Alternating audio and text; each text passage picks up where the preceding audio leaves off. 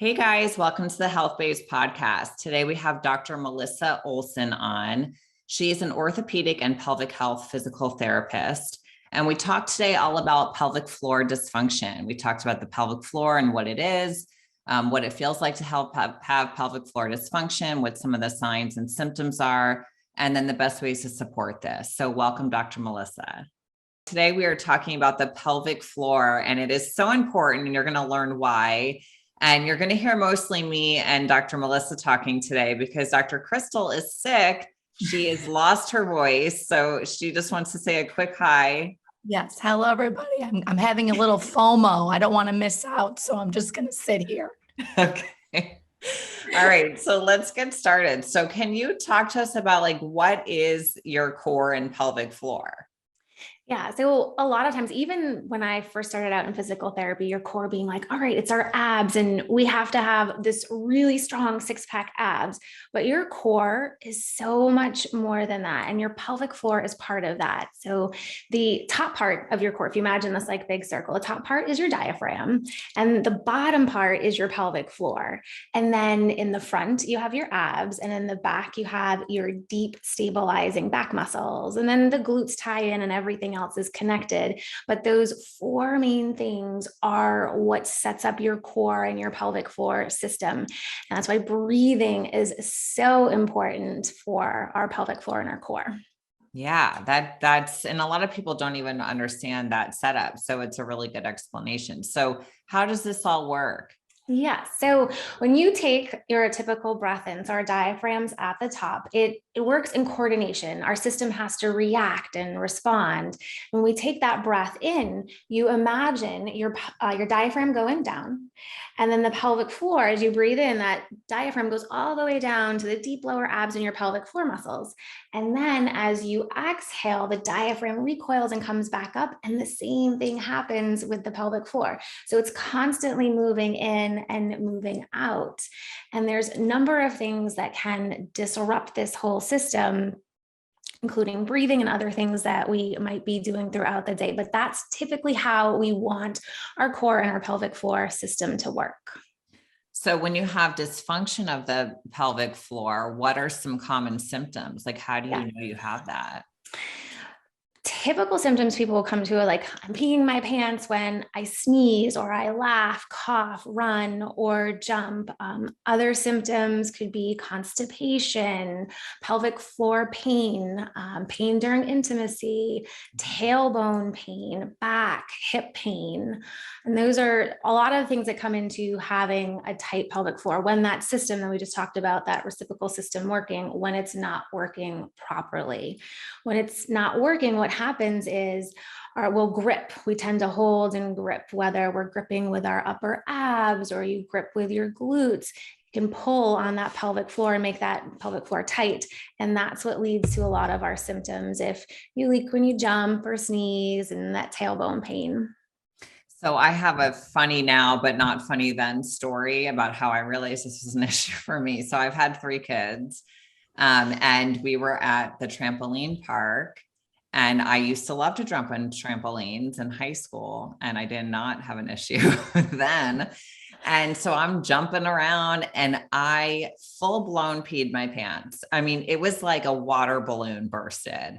I didn't even have to pee. I did not know I had to pee. It just poured out. And I was like, oh my gosh, what is this? And I went to the bathroom and finished peeing. My pants were pretty much wet, but I'd wrap my sweater around. And then I went back on the trampoline thinking, I just had a full bladder. It just happened again, right away. And I was like, okay, I got to do something about this because it's not a cute look walking around with wet pants. No, but it's so common, and it's awesome that more information is coming out for people. But a lot of people are like, oh, I've had kids, I'm getting older, and I just have to deal with this. And it's simply not that. And it's not just having to avoid jumping on the trampoline. Our core and our pelvic floor system, how it works, it's learning to manage the pressure. It's a pressure system. And when there's too much pressure that builds up, that's what happens when we jump on the trampoline. That, whoops, this just happen? Yeah. And is it because the pelvic floor muscles are weak and you're not able to have it It could function be as a unit?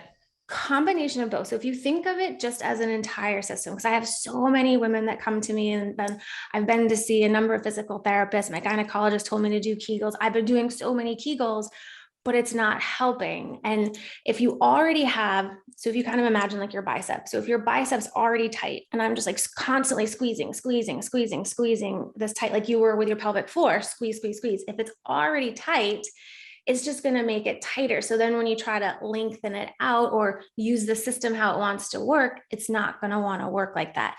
That's what I mean by there's too much pressure in it. That pelvic floor is too tight. So as your diaphragm goes down, it's creating all this pressure, and that's what can lead to the leaking. So a lot of times I don't necessarily teach Kegels to the people I work with. It's learning how to use this system, connecting with your breath, making sure your posture is set up right, and then it's coordinating the system. So getting your diaphragm and your pelvic floor to coordinate again. And a lot of times what I see is once you learn to feel that connection with your pelvic floor muscles, especially the lengthening piece, the strength will then follow. So, and I've seen you talk about how you should stop sucking in your abs all day. Yes. So can you go into that? Oh, absolutely. So I used to do this all the time. Walk around like, oof, gotta have my flat abs, do crunches and ab work all the time.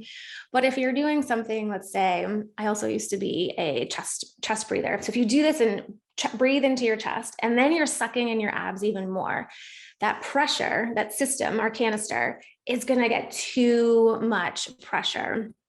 So just gripping and squeezing and holding your abs all day is actually disrupting how your pelvic floor is working and could be leading to that tight pelvic floor, leaking when you jump, prolapse. It could lead to more pressures like that diastasis recti, ab separation.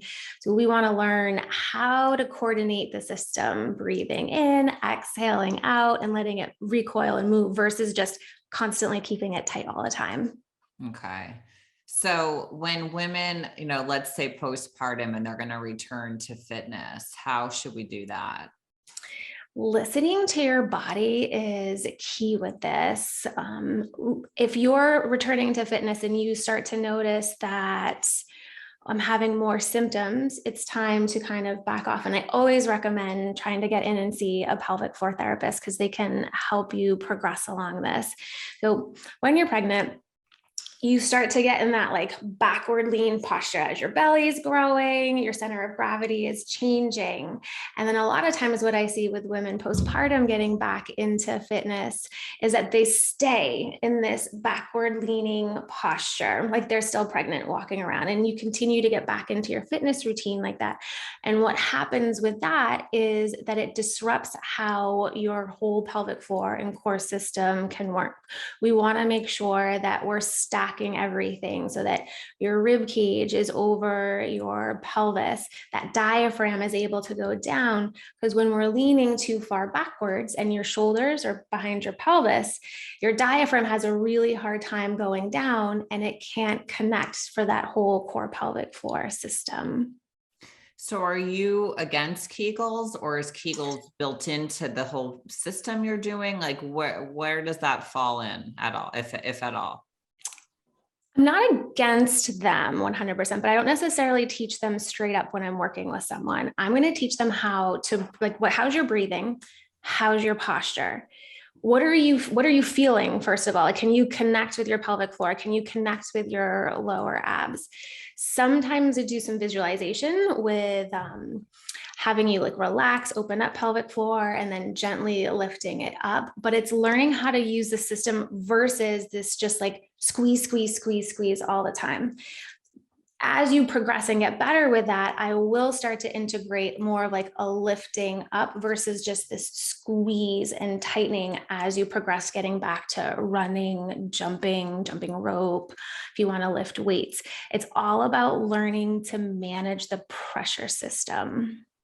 Do you think this is more common in women who've had kids versus those who haven't? So can you explain why? Yeah, it depends on how I see all spectrums of women coming in, and especially women who haven't had kids. They're like seriously, why is this happening to me? I haven't had kids. I'm in my 20s. I'm in my 30s. I mean, it even was happening to me in my 20s. I remember playing dodgeball. I was playing this like intramural dodgeball, and I kicked the ball and I'm like sprinting to first base. And I was like, oh my gosh, like what just happened? Like, oh no. And then didn't really think anything of it. I was back in my 20s. And then as I continued to learn more about how your core and your pelvic floor function, it was just because my pelvic floor was too tight. As I learned how to breathe properly, do some pelvic floor stretching, and then incorporate that into my workouts, didn't have any more problems with leaking with high intensity activities. The hip pain that I had gone away. So it's not just specific to you're getting older and you've had 3 or 4 kids. This is just something you have to deal with. I find it very common in the weightlifting community, like heavy lifting, people who you like look at them and they're like, I'm so fit. I go to all of these exercises classes. Why is this happening? And a lot of times it's because that pelvic floor is just too tight. I think we are trained to think you have the opposite, and that's why it's happening. And so you think, oh, I need to tighten my pelvic floor, right? I mean, that's what I thought. Yeah. Yeah. I mean, and I work out a lot too. So I think that's maybe why I was surprised when I peed my pants part. Like, why is this happening? Yeah. I'm like, what? How can this happen to me? But yeah, that makes sense now. So, okay, if someone comes to see you and they have this issue, so let's say I came to see you and I was like, listen, I just peed my pants. What's going on? What would you do first? First, I take a look at how you're moving. And I wouldn't really tell you, I'm looking at how you're moving, just kind of observe how you're moving around. How are you breathing? What does your posture look like? How do you squat down? How do you pick something up from the ground? How are you using this system? And then it's like us working together. So it's asking you what you feel. Because a lot of times people are like, oh, Melissa, like, I can't feel my pelvic floor. What are you talking about? So starting there, and then the breath and the posture are the 2 things you have to get down in order to get this system working together. And some people catch on really quickly, and sometimes it takes a while just to practice your breathing. It took you a long time to get to this particular place that you're in, and it might take a little while to kind of undo and learn how the system works. But taking a look at how you're moving, then how are you breathing? Do you breathe into your chest? Do you hold your breath? Are you a big belly breather? All of those things increase your abdominal pressure, which could just lead to more of that gripping and tightness.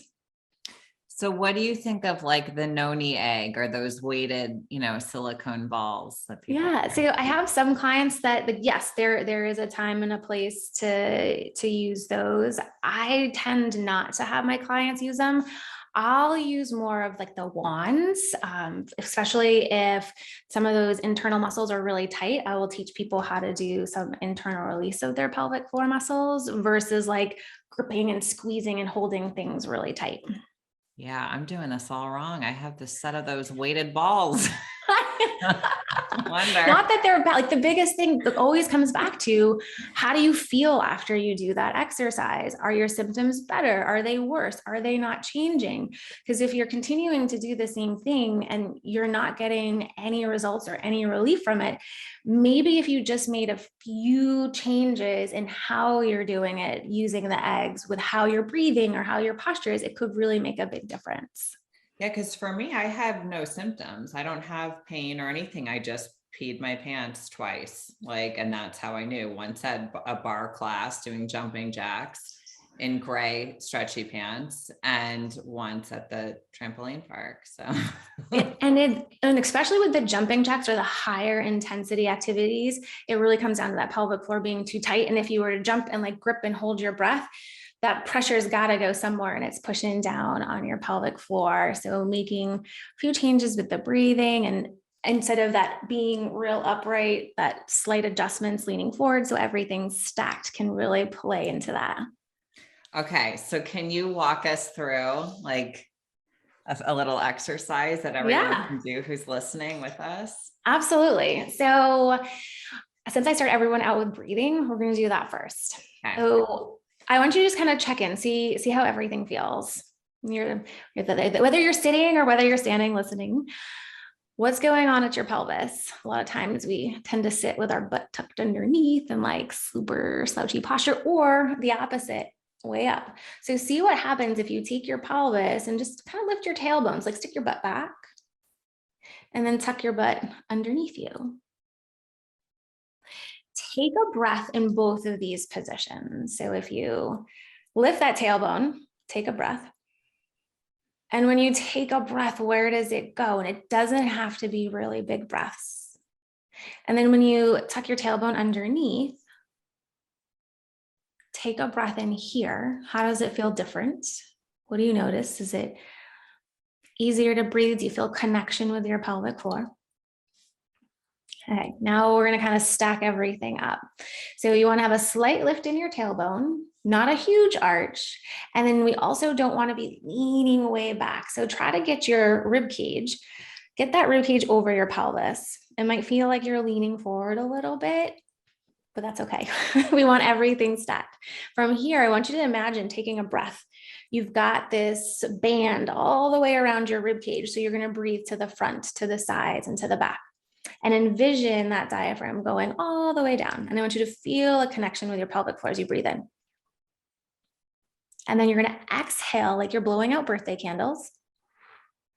Feel everything lift back up. So that inhale, breathing out to the sides, front and back. Breath goes down. Exhale, feel that gentle lift. And see, like, what are you feeling with this? Is it really hard to send the breath down? Are you gripping with those upper abs when you exhale? Do you feel your glutes squeezing? So it's checking into what you're feeling. As we inhale, you should feel a little bit of pressure pressing down on the pelvic floor. As you exhale, you feel this gentle lifting up of everything. It's harder to do this sitting and standing. So I start a lot of people laying down, but that's a great exercise to start practicing to feel the connection. So what if you feel it when you're breathing out? When I'm breathing out, I feel the tightening of my pelvic floor. And when I'm breathing in, it feels loose. Not, I just don't really feel anything. When you breathe in, you don't feel anything? Mm-mm. So that's a lot of time what I'll say. So if that pelvic floor is already too tight and you're asking your diaphragm to go down and push on the pelvic floor, it's not going to want to move. So that's where laying down.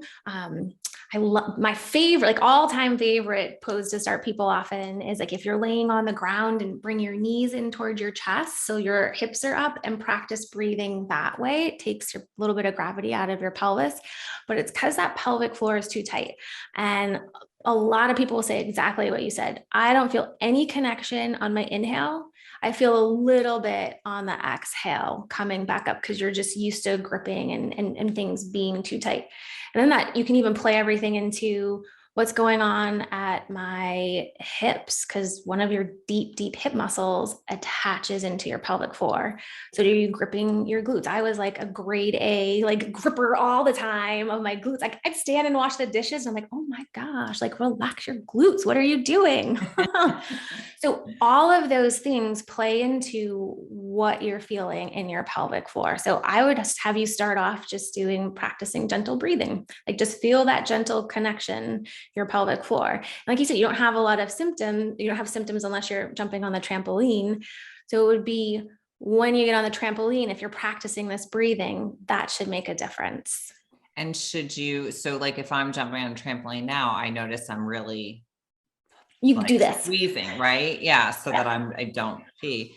So would you say you would know it's starting to change if you don't feel that you need to do that? Mm-hmm. Yep. And and then for people with symptoms, you would notice it's working if your symptoms are improving, like you're not having pain with sex or pain, coccyx pain or whatever, right? Yep. As soon as your symptoms start to improve, even if they're gradually improving, you're on the right path And it takes a long time, especially people I work with in the beginning. They're like, oh, why isn't this happening faster? You're just changing your habits and you're asking your system to respond differently than it has for a long time. But as long as you're noticing those symptoms improving, you're heading in the right direction. So how long would you say, just a ballpark, would you say most of your patients it takes for them to notice some type of change? If they are really good doing their stuff throughout the day. So I don't like to give tons of exercises. Typically, I'll give people 2 or 3 things to work on. But if you're really good throughout the day making these adjustments, I have people, average range would be, you start noticing improvement within the first couple of weeks, but significant improvement within that 4 to 6 weeks. And then once you notice the improvement, are you continuing at the same rate of doing these exercises just to keep it where it is?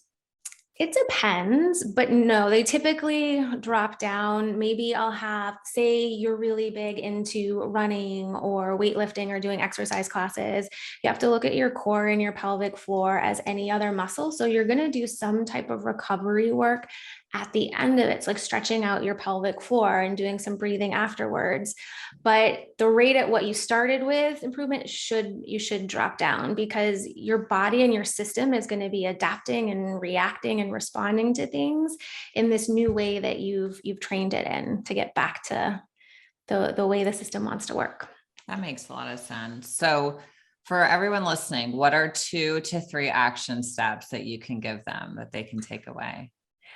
Number one, listen to your body. Like, what's going on? Do you feel that you're holding tension, and where are you holding that tension? And then breathe, like practice your breathing. Practicing your breathing is so important. And you have to be really careful of how you're doing it, not taking huge belly breaths, breathing into your chest or holding it, feeling the breath and the connection with your pelvic floor. And third step, if you're still struggling and having a hard time, find a pelvic floor therapist in your area, because it can be so helpful. Do you work with people virtually? I do, yes. Yeah. So I would think that you'd probably be a great person to reach out to, because you can do so much stuff virtually now. You don't need to can. go to local. I find the people I work with virtually do so much better faster than the ones that I see in person. Like, it's amazing. I'm like, you're rocking it. Yeah. We work with virtually with everybody, and it's same results as in person for sure. Yep. Well, where else can everybody find you? So I am on Instagram, popping little tips up all the time. And you can also find me on YouTube. I have a lot of different videos, whether it's some of this breathing we've been talking about, core workouts for your pelvic floor, to constipation videos there. So what is your YouTube channel called, and what is your Instagram handle? Yes. Instagram is at Dr. Melissa Oleson, and my YouTube channel is Soon Yoga and Wellness. Awesome. Well, thank you. This has been a fun and quick, really awesome intro into the pelvic floor and everything we need to know about why, you have some dysfunction sometimes and what to do about it. So thank you so much for giving us stuff we can actually take away. Awesome. Thank you so much for having me. Yeah. And thank you everybody for listening.